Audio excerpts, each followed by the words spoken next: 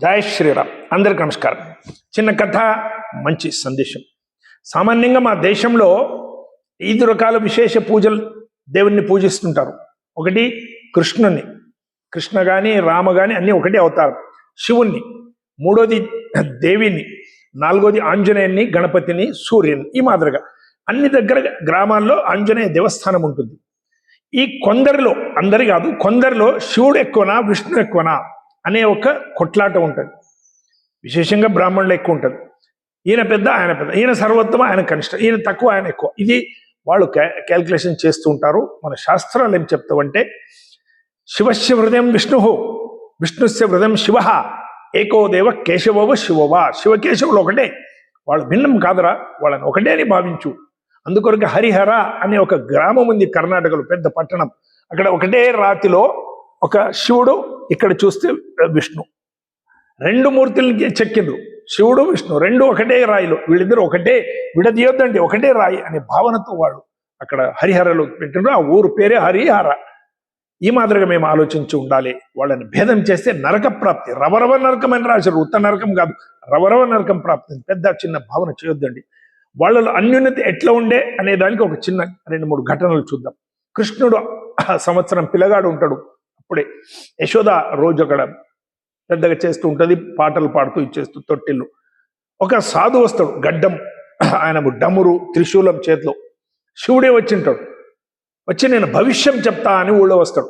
అక్కడ గోకులకు వస్తాడు. ఆయనకి కృష్ణుడు పండుకునే దగ్గర యశోద దగ్గర వచ్చి, అమ్మా తల్లి, నీ కొడుకు భవిష్యం చెప్తా, వద్దు నాయన, నీ గడ్డము నీ చూస్తే నా కొడుకు బెదురుకుంటాడు, నువ్వు అస్సలు వెళ్ళిపోయి ఇక్కడి నుంచి, నా కొడుకు నేను చూపిస్తలేను అంటే, ఆయన లేదమ్మా, నేను ఒక్కసారి చూసి భవిష్యం చెప్తా, ఆయన చూడాలి. లేదు లేదు లేదు, కృష్ణుని మాత్రం నీకు చూపిస్తలేదు అని పట్టుపడుతుంది. అక్కడ కృష్ణుడు విపరీతంగా ఏడవనికి మొదలు పెడతాడు. ఎంత ఏడుస్తాడంటే పెయ్యంత ఎర్రగా అయిపోతుంది. అందరూ చూసి, ఎందుకు ఏడుస్తున్నావు, మంచిగా ఉండే ఇప్పటి నుంచి. చూస్తే ఎవరు చెప్తారు, ఆ సాధు వచ్చిండు కదా అందుకో ఏడుస్తున్నాడు, ఆయన భవిష్యం అంటున్నాడు, లోపల ఎడవండి అంటే. అప్పుడు లోపలికి వస్తే కృష్ణుడు నవ్వుతూ ఇచ్చేస్తాడు. ఆయన కృష్ణుని ఎత్తుకుంటాడు. శివుడు ఎత్తుకుంటే చిన్న చేలు నుంచి 2 భుజాలు ఇట్లా సవరుతుంటాడట. శివుని కంట్లో నీళ్ళు వస్తుంది అని అక్కడ కథలో వాళ్ళు చెప్తారు. అంటే అన్యోన్యత అంత మాదిరిగా వాళ్ళు కృష్ణ శివ వేరే కాదు, వాళ్ళు అంత ఆత్మీయంగా ఉండేవాళ్ళు. తర్వాత భవిష్యం ఏం చెప్తాడు, అయిపోతుంది.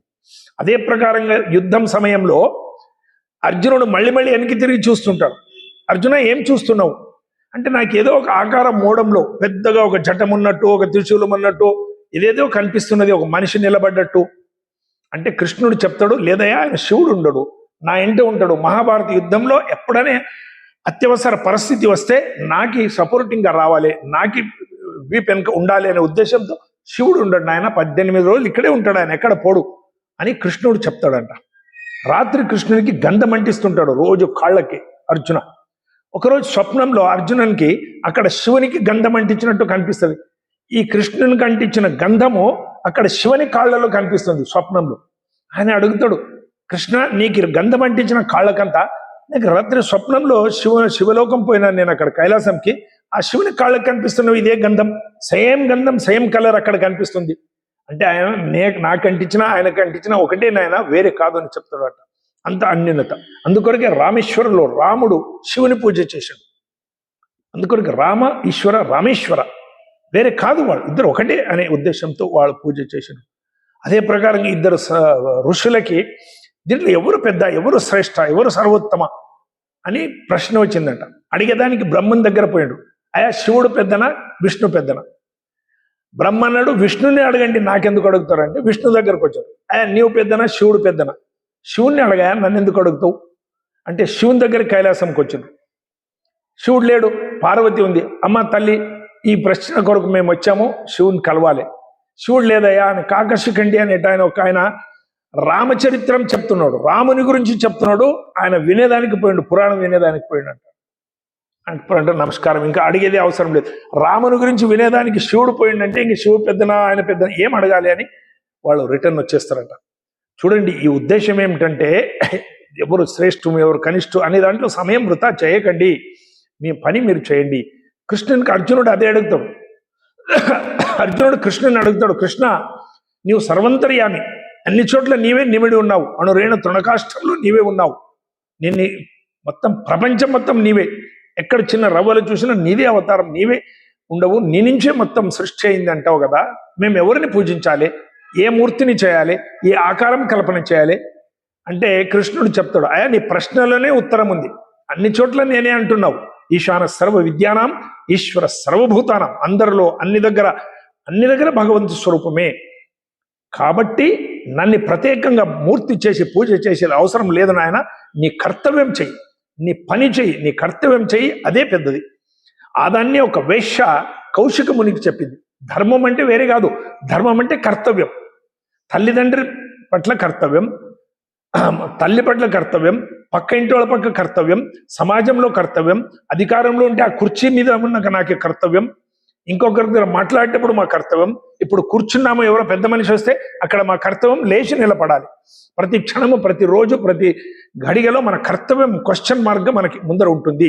ఇప్పుడు ఏం చేయాలి, ఇప్పుడు నా కర్తవ్యం ఏమిటి, ఆయన ఒకటి అన్నాడు మేమేం అనాలి, ఆయన ఏది చెప్పిన మేమేం చేయాలి, ఆయన ఏదో అడుగుతున్నాడు ఎట్లా మాట్లాడాలి, ఇవన్నీ కర్తవ్యం కిందికి వస్తాయి. కాబట్టి మన కర్తవ్యం మేము చేస్తూ ఉండాలి, మేము దేశం గురించి ఆలోచించాలి. రాముడు అయోధ్య నుంచి పోయినప్పుడు ఇంత మట్టి తీసుకుని పోయాడు. రోజు రాముడు అయోధ్య మట్టిని పూజ చేసేవాడు. అక్కడే ఉండిపోదామా అని లక్ష్మణుడు అంటాడు, స్వర్గమయ లంక ఇంత స్వర్ణమయం ఉంది, ఇక్కడే ఉండిపోదామన్నా, ఎందుకు పోతావు అంటే ఆయన రాముడు చెప్తాడు, అపి స్వర్గమయ లంక నమే లక్ష్మణ రోచతే జననీ జన్మభూమిశ్చ స్వర్గాదపి గరియసి. నాకు జన్మభూమి స్వర్గం నాయన, నాకు అది మట్టిలో ఉన్నా పాడైంది ఉన్నా నా జన్మభూమి, నేను అక్కడికే వెళ్ళిపోతా అయోధ్యకి, ఇది అవసరం లేదు నాకు, స్వర్ణమయ లంక ఆయనకు విభీషణకి ఇచ్చేస్తా అని చెప్పింది సంస్కృతి మనది. మేము దేశం కొరకు ఆలోచించాలి, దేశం కొరకు మేము పాటుపడాలి, ఇది మన కర్తవ్యం. ఫస్ట్ మన కర్తవ్యం చేయాలి, దేశం కొరకు ఆలోచిస్తూ ఉండాలి, అప్పుడే మేము మిగులుతాం.